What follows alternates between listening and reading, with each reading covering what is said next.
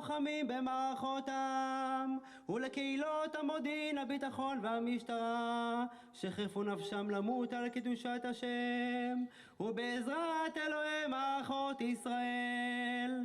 Memorial Day in Israel is a day when people across the country gather and remember those who were killed in the military, typically in conflict.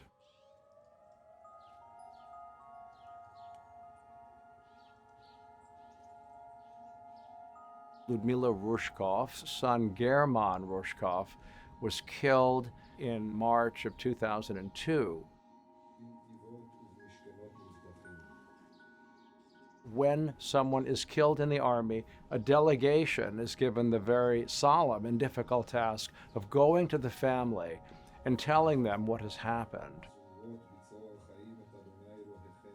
They arrived at Ludmila's apartment, and she tried to block the door in the hope of blocking the truth.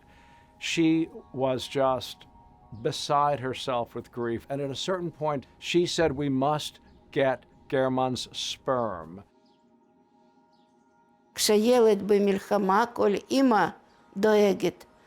אבל אני אף פעם לא חשבתי שהוא יכול למות ומה אחר כך אני צריכה לעשות. לא ידעתי בכלל איך הם צריכים לקחת את הזרע. אפשרי או לא אפשרי, שום דבר.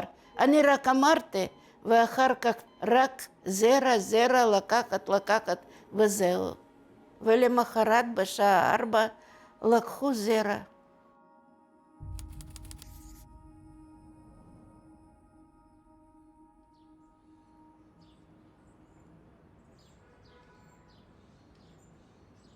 In Israel, there is a growing practice of post-mortem sperm retrieval, in which, if a man dies in the military, his family can ask the military to retrieve sperm from his corpse and to freeze it to create a future child. The sperm in his testicles continue to survive for certainly 24 hours and indeed possibly up to 72. A skilled doctor can remove sperm cells from his testicle and put them on ice, and it can then sit for decades and through in vitro fertilization create a child. It is banned in a number of countries, but in Israel, which has an enormous embrace of pronatal and fertility policies in order to build a strong population, it is in fact increasingly common. People who die in car accidents, of cancer, and so forth, their families have asked to use it. We're not talking about huge numbers, but in Israel, the focus right now is on young men who die in the military.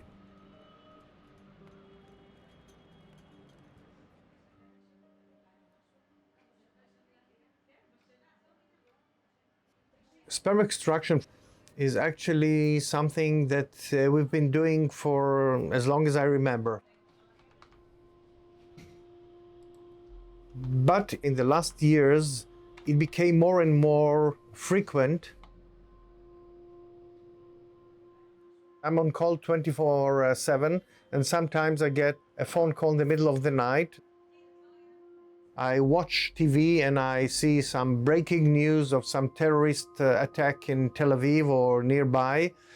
I tell myself, okay, sure enough, they will call me.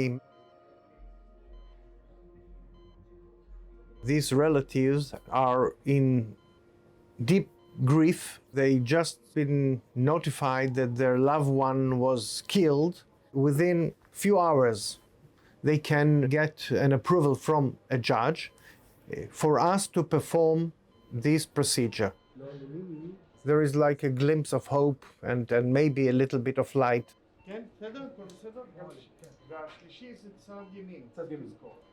There is a lot of responsibility because you are helping to create a child who is an orphan to begin with. Post-mortem sperm retrieval has been more common when the man is married.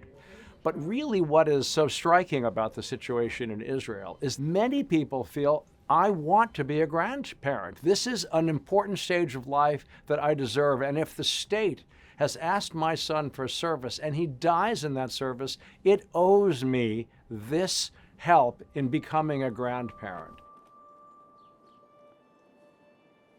Вчера она сказала, только с кетчупом будет.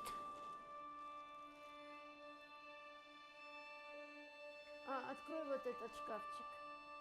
It is now relatively common, should a young man die in the military, for the parents to be aware that they can ask for this, and then the military will pay for the procedure, as is Ludmila Rushkov, who said, I have lost my only son, I want a grandchild. And the court acknowledged and agreed to that.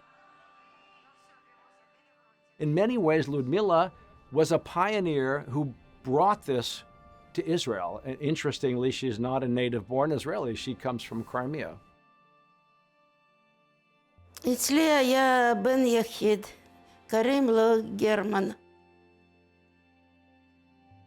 הוא אמר שזאת מדינה שלו, שעם שלו, והוא מוכן למות, אבל הוא חשב על החיים כמו כולם. ובפעם האחרונה הוא נכנס לסלון, הוא נותן אפשרות הכל, מה יכול לעשות אבא לילדים. והוא אמר שהוא כבר אוהב את הילדים שעוד לא נולדים.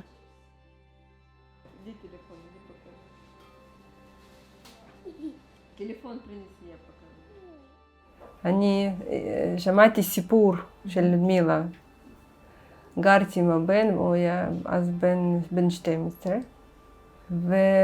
ושמעתי סיפור שלה שהיא לבד, הבן שלה היחיד, ולא השאיר אחריו ילדים, והיא לבד בישראל. וגם אני הייתי לבד, רק עם הבן שלי, ואני פשוט יודעת מה זה בן בשביל אמא. вчера она сказала, только с кетчупом будет. בקיץ אני התקשרתי ללודמילה, ואמרתי שאני מוכנה להביא ילד מהזרע שהיא הקפיאה, של הבן שלה. ובעוד כמה חודשים היא נתנה לי תשובה כן, ואנחנו יצאנו לדרך.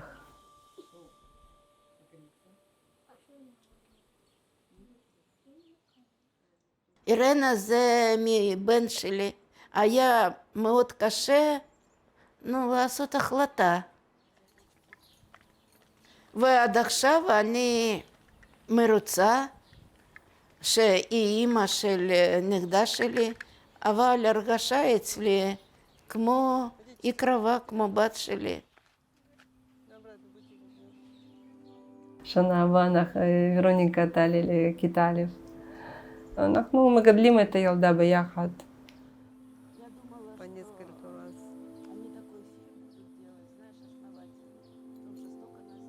ורוניקה, היא מבינה שיש לה אבא, שהוא מת. היא אומרת גיבור של ישראל, אבל כל כך עמוק היא עוד לא מבינה, היא קטנה.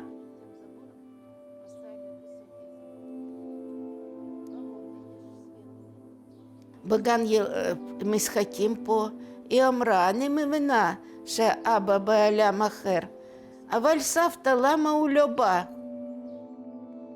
אני אמרתי שיש רק כניסה ואין יציאה, אבל הוא תמיד ביחד איתנו. Ludmila took a long time to decide how to proceed. It was about a dozen years after. And then it took 4 years of a court battle for them to get permission to use the sperm, and the judge that they faced quoted from the Hebrew Bible saying, "Pru urvu, be fruitful and multiply." But complications arose in the court cases because of the question of who is in charge of this sperm. This is not the same thing as giving your kidney or your eye. This is creating another human being. The Supreme Court made a ruling based not on the Bible, but on what case law existed, a decision which said there is no such thing as a right to grandparenthood. We cannot grant this sperm to someone other than the widow, and essentially sent a message to the Knesset, to the parliament, that said, if you want this thing to move forward, we need a law. There are people creating a law which will ask every young man when he is inducted into the military at the age of 18 whether he has something he would like done with his sperm should he die in uniform.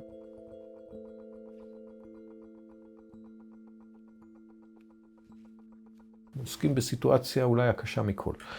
רצון המת.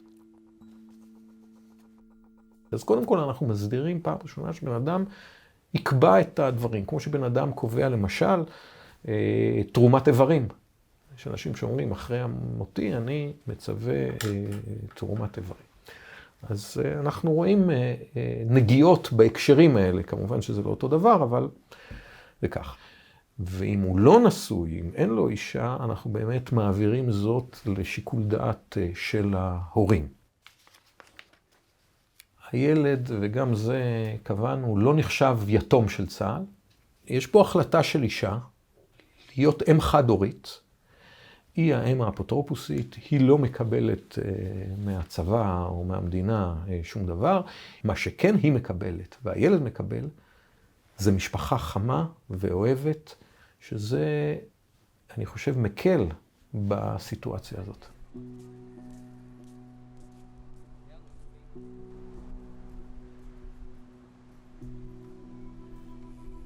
ולכן ישראל נמצאת מאז הקמתה בסבבי לחימה ובמאבקים.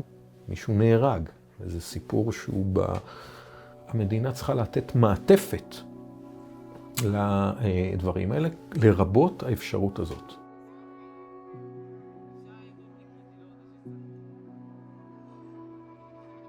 There is an incredible focus on the family in Israel and on having babies.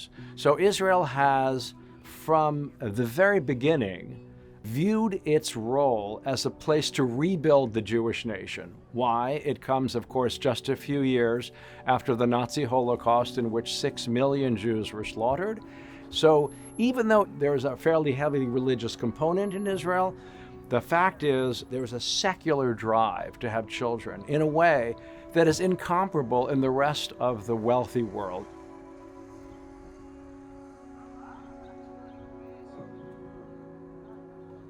We combine this with the exceptional place of the military in Israeli society, where essentially everyone puts in, for boys 3 years, for girls a little under 2 years of military service. So everyone is linked to this institution. And when someone dies serving his country, the desire to honor that person is also very pronounced. And so parents go onto Facebook or they get interviewed on television and they say, my son died in the service of this country and we're looking for a woman to bear and raise his child. And what is remarkable is that hundreds, indeed thousands of women raise their hands and volunteer to be that mother.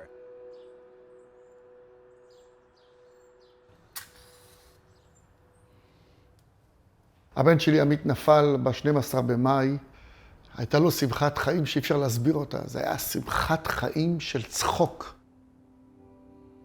זה דבר שהוא הכי קשה בעולם לאבד ילד. אין יותר קשה מזה. ומדינת ישראל, זה החובה שלה לדאוג שיהיה המשך לעמית. הרבה נשים שמביאות ילד היום מבנק הזרע, הם לבד. פה בחוק החדש אומר ככה, היא תקבל סבא, נאווה, סבתא, היא תקבל משפחה שלמה. חוק ההמשכיות, שיעבור החוק הזה, אין סיבה שהוא לא יעבור. Baruch ben Yigal has been very involved with the Tzvi Hauser law and others because since the Supreme Court said We need to really have evidence that this young man wanted children. He said, I want to put all my energy into creating a law instead of trying to go through the court system. Although he said, I'm certain that he very much wanted to be a father. And he said to me, he has a book of 5,000 names of women who want to be the mother of his future grandchild. נפגשתי עם איזה 60-70 נשים שונות, ועשיתי כזה רשימה של האישה, הגיל שלה, העיסוק שלה, איפה היא גרה, כזה כמו טבלת אקסל כזאת. היו נשים מהעיר, מהכפר, מהקיבוץ. הם רוצים שהילד שלהם ייוולד לאבא גיבור. והחדר הזה הוא חדר הנצחה של עמית. אני לא נותן לאף אחד לישון על המיטה. המיטה נשארה כמו שהיא. לא נותן לאף אחד לגוע בה או לישון או משהו כזה. כל מה שיש שם אני מוכן לסגור בארגזים ולהביא צעצועים של ילדים. רק הילד של עמית, לא אף אחד אחר.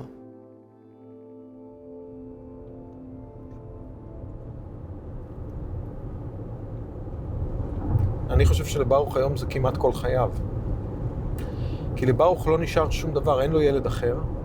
והוא ברמה האישית, הייתי אומר, מקדיש את חייו, אבל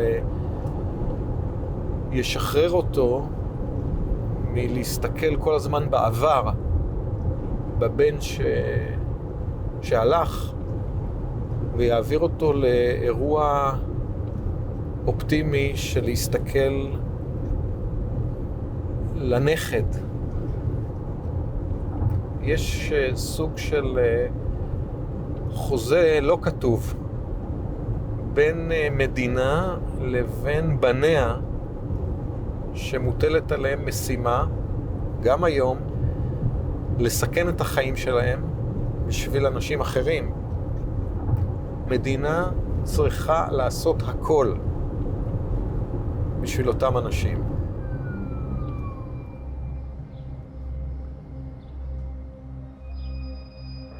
Broadly, Israel very much embraces this process, but there are dissenters.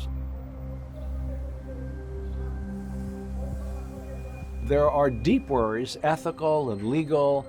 People are saying, I don't understand, why would you do this on purpose? You're condemning this child to being a kind of living monument as opposed to having a relatively normal life. Life is hard enough. So Baruch is very involved in lobbying for this law.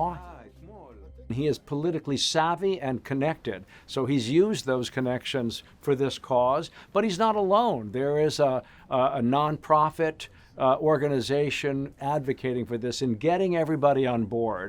There obviously is hesitation of the Defense Ministry and others to institutionalize something like this, but it looks like it has the wind at its back right now. אני רוצה לספר לך סיפור. הבן שלי, עמית, תשמע, זה מה שנשאר לי ממנו. זהו. אין לי כלום חוץ מזה. אין לי עוד ילדים, אין לי אישה. זה מה יש לי. פח קטן שכתוב עליו עמית בן יגאל, עטוף באיזה שרוך. זהו, זה מה יש לי. לא רוצים רכבים, לא רוצים דירות, לא רוצים כלום. כולה נכד קטן שיסתובב, שיהיה לו אימא משלו. אם יש לך משהו שהוא שלך, איזה נכד, זה נותן חיות. צביקה, נמאס ללכת לבית קברות.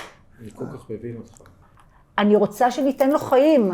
את הדבר הכי יקר, הוא תרם בעל כורחו למדינת ישראל. חובתנו להדליק לו אור גדול בבית. הנכד ידליק לו אור. הנכדים ידליקו לו אור. אני לא רוצה אחד. אל תתקמצן. אנחנו רוצים יותר. בעזרת השם. בעזרת השם. יש הרבה חוקים. החוק הזה ייתן חיים. חיים. אני אומר לך את זה, ולא במילות נחמה ומילות של פוליטיקאי. אני אומר לך שאת המעשה המשמעותי עשינו. יש פה איזשהו עיכוב, שהוא עיכוב באמת אמיתי בגלל מה שמתרחש במדינה. אנחנו נעבור אותו.